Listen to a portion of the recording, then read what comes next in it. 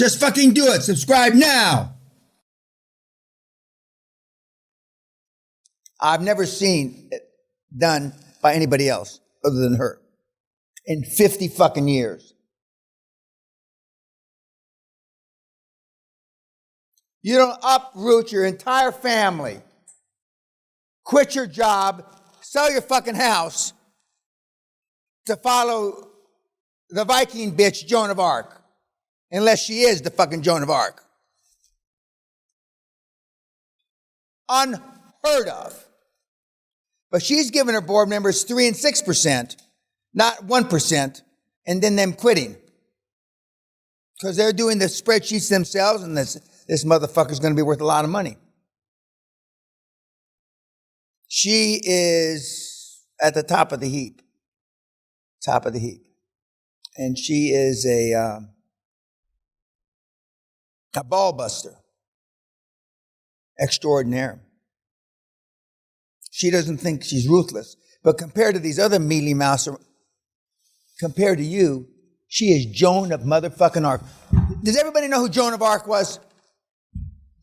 Hey, meathead, what about you? Joan of Arc? How come I knew that? Joan of Arc was the 14-year-old bitch that led France against England in the medieval times, and they followed her into battle. A 14-year-old virgin kid. She is the Viking version of Joan of fucking Arc. I couldn't get any of you in this room to move for her. Because you got all the reasons, don't you? My girlfriend's here, my mother's here, my kid goes to, you know, right? Am I right? Right. That's leadership. Not that. Not that bitch. I miss that bitch, but anyway. And are women transitory and do cars like that work? Yes. If you haven't figured that out yet, and not for Ferraris and shit, I mean, now my new roller is like a pussy magnet. Women just go like, man, whoop, their snatch just hooks onto the bumpers, like that. They say you want to talk like that, but you don't. Shame on you. A stiff drink and a good fucking kill you guys. I've got hopes for the sweetheart back in the back. I got great hopes for her. But other than her, comments, by the way, she said a bunch of wrong things. It's not a manager, anyway, but it doesn't matter. Nobody knows what they're talking about, but they're still doing deals. Why is that? Why? What? Thank you, sir. They took action. So far, every single guy and gal that's been on a webinar has talked horseshit. 20% of what they said is not true. Not trying to, cheat you. They just don't know what they're talking about because it doesn't matter what you say. And you got to pull the trigger. And my whole life has been about pulling the trigger. Whether it was women, deals, I've always pulled the trigger because I've never worried about the consequences. Never. May Allah strike me dead in this, in front of my $1 trillion man sign. I have never, ever, ever worried about the consequences. That's self-esteem. And as my Irish partners, when we used to be in the pub business in Dublin, Dan, you have to be Irish because you've got the gift of the gab, I think is how they say it. The gift of the gab, because I'm a bullshitting motherfucker. I went to jail 5 times. I should have gone to jail 25 times. But this smooth tongue, the gift of the fucking gab, I could talk my way out of anything, almost, except for those 5 times I went to jail. comments about the Viking bitch. God love her. Yes, sir. I did have a question about licensing, and again, the health field. About, pardon? Licensing. I know that's important in some of those health fields. And with her, I guess she holds a license, is practicing, so she holds a license. Yeah, because in her particular case, she has the license herself. Well, almost everybody else doesn't have the license. So you'd have to get a board member to have a... Well, no. You had the licenses normally transfer with the corporation and or the individual. When you're only trying to buy assets, which we want to buy, we don't want to buy the corporation because we don't want the past liabilities, the current liabilities, or the future liabilities. But when you buy the assets, then somebody has the license, normally the owner. That's why you want the owner to stick around for 6 or 18 months. So you can get the license transferred from him or her to you. But the lawyers fuck this up all the time. That's why when you're using a big world firm like Denton's out of Boston and you're buying something in bumfuck Mississippi, are you aware with the licensing laws in bumfuck Mississippi? And they'll say, we'll get back to you. No, we're not. They don't have an office in bumfuck Mississippi. So then they have to go hire a local counsel. You don't want somebody from Boston managing your license in bumfuck Mississippi.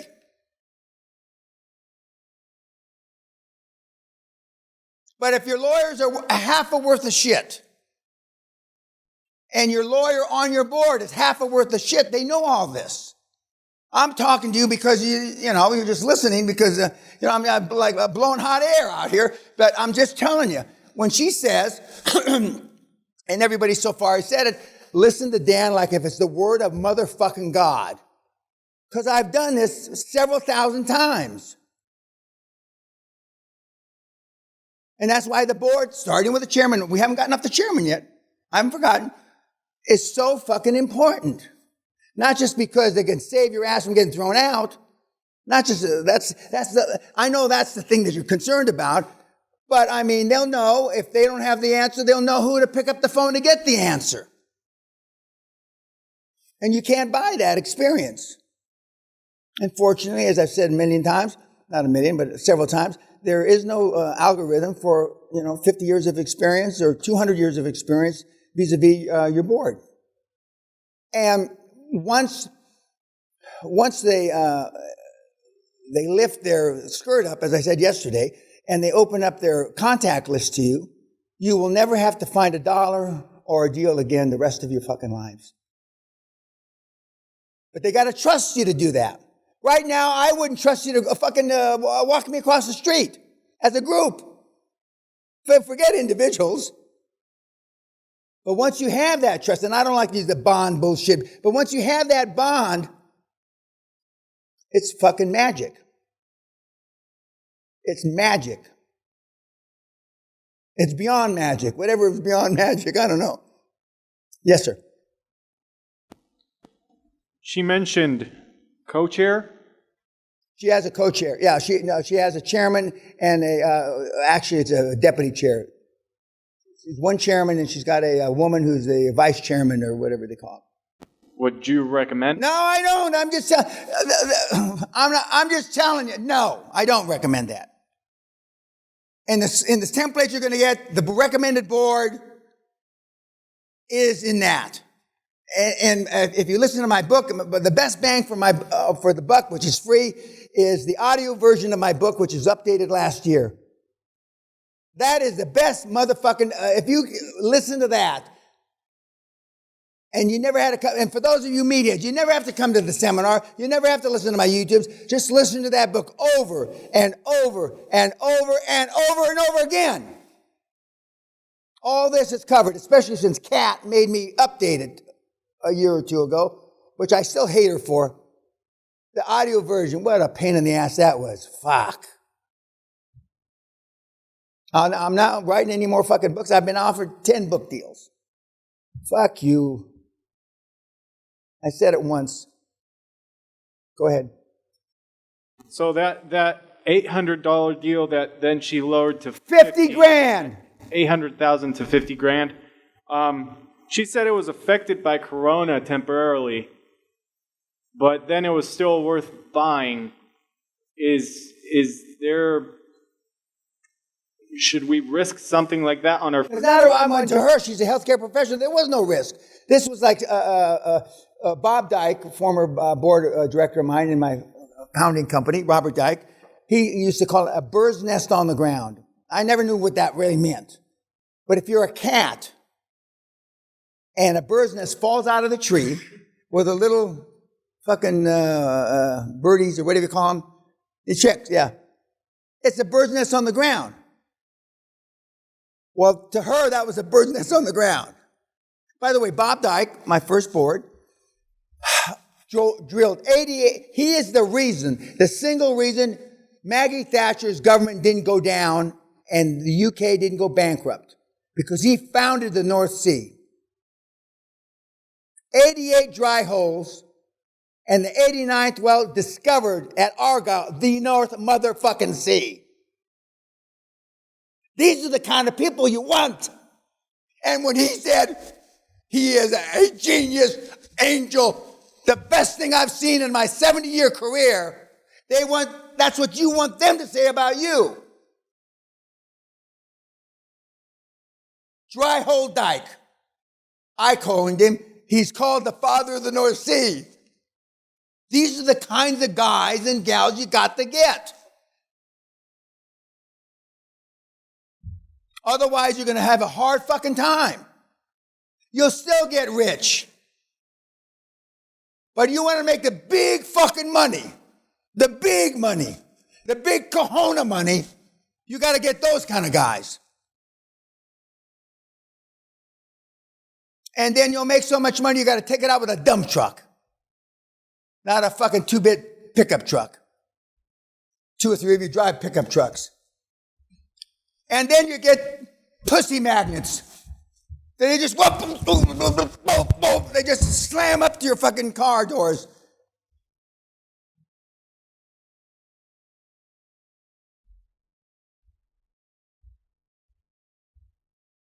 And I won't even tell you the aftermath, how many times she's called the place here.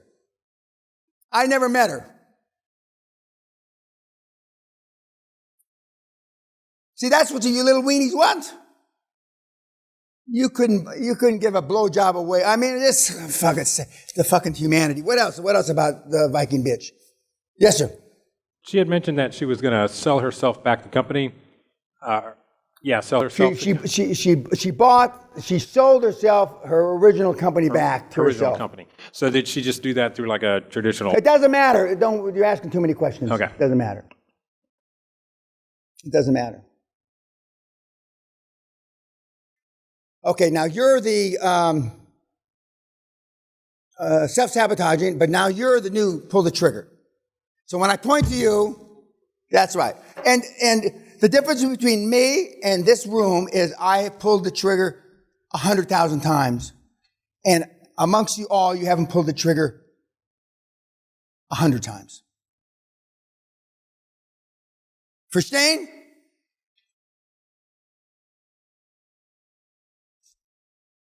Because I'm not worried about the consequences.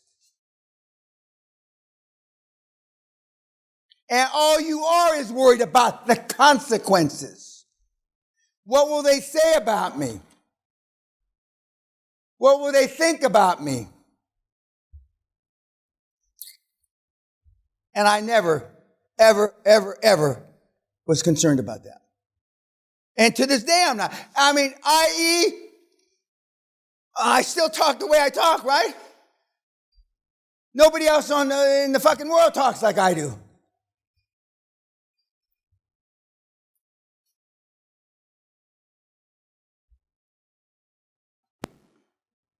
She said assets versus stocks. Correct. So if you're buying a business, what would be the difference? Like when you're buying shares, you're buying the company, which comes with assets. No, you're overcomplicating this system. You buy ABC Corporation and everything in it. Okay? Past, current and future liabilities. You buy the assets within ABC Corporation that produce the revenue, period. No corporate shell. You have no liabilities past, current, and future. I told you, China, I'm buying 18 power plants. I'm invited by the government. And my young MBA son, our young MBA says, Dad, we're going to go see him tomorrow. There weren't not 18 power plants. There were no power plants. They wanted us to buy the corporation that owned the power plants. That's a typical Chinese deal. Lie, cheat, steal. And I'm glad Donald Trump fucked China where it breathes. And he's the only president that had the balls to do it since World War II.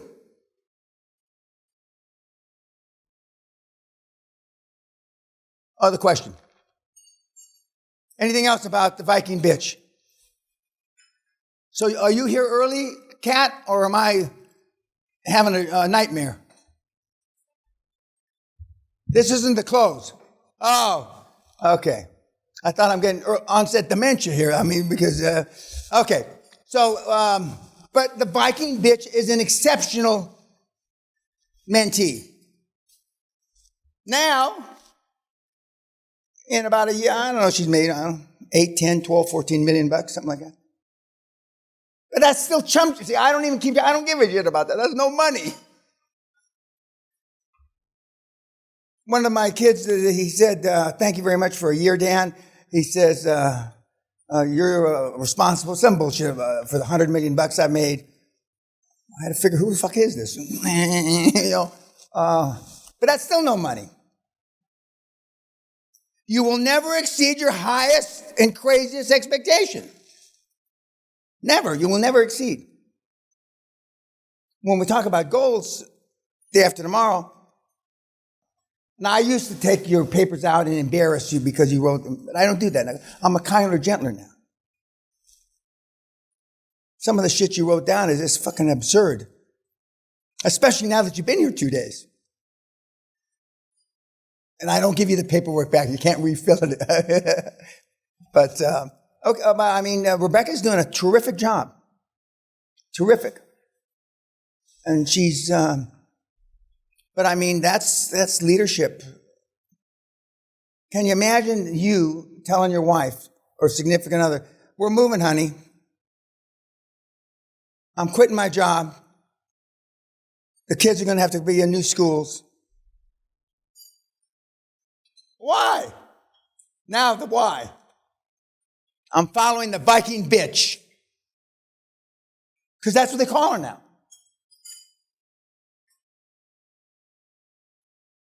Just think of that. Just think of the magnitude. How heavy that is. My goal is I would wish and pray on my knees that I could get at least one of you to act like her. Only one.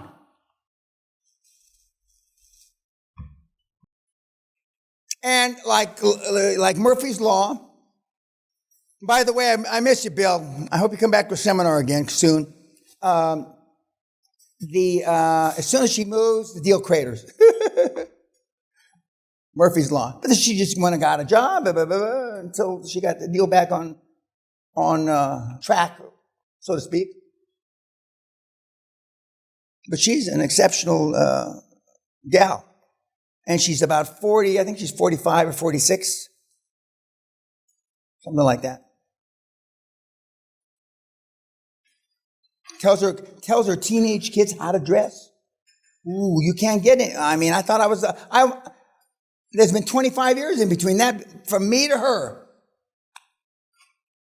I have guys, I mean,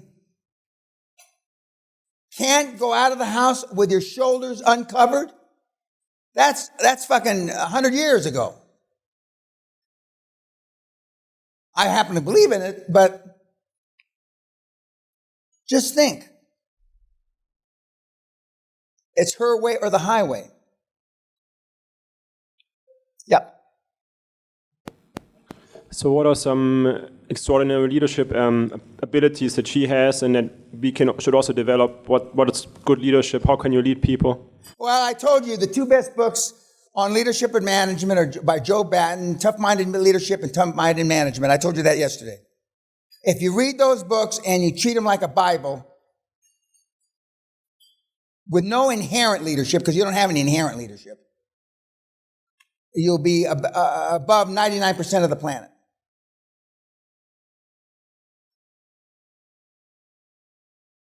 Because they don't teach it in school, or they don't, and most of the books are all horseshit. But those books, which were written about 25, 30 years ago, by Joe, God rest his soul, he's gone now. And his tough-minded leadership and tough-minded management are like tough love. But about leadership and about management, which that's how I was raised. That's why it was so fucking easy for me. Because I had been, getting whacked around by my dad since, me with my pistols on my hips there. Before that. I didn't know any different. I still don't know any different.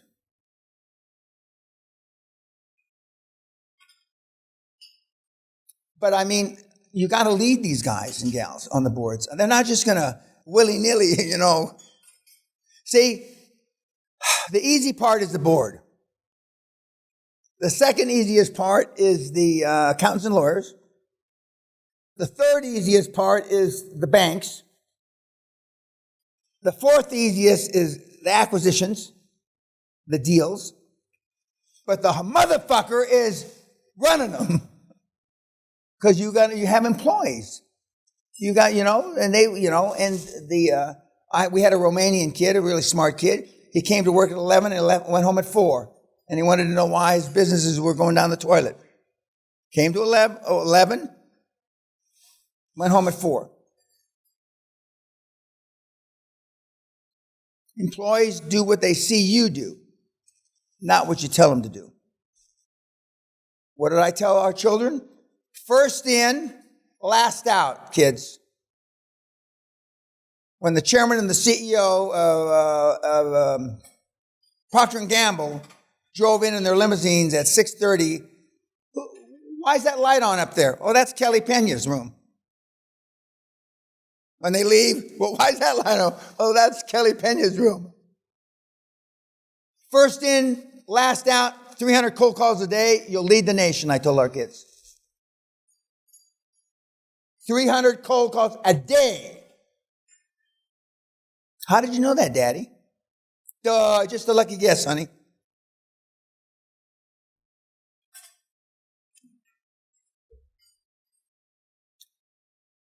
Anything else about the Viking bitch? Joan of Arc, the Viking bitch. Now, Joan of Arc in real life was only about 4'8", or The Viking bitch is a big girl. So why was Joan of Arc so successful with 14 years leading people into war? Because she convinced the entire nation of France that she had a vision from God.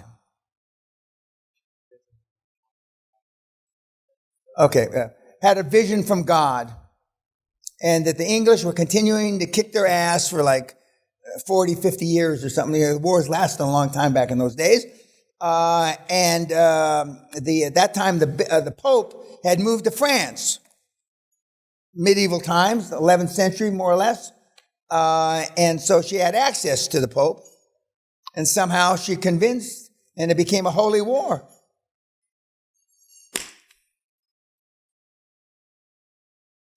Now, we're going to hear from Andreas. Thank you, YouTube.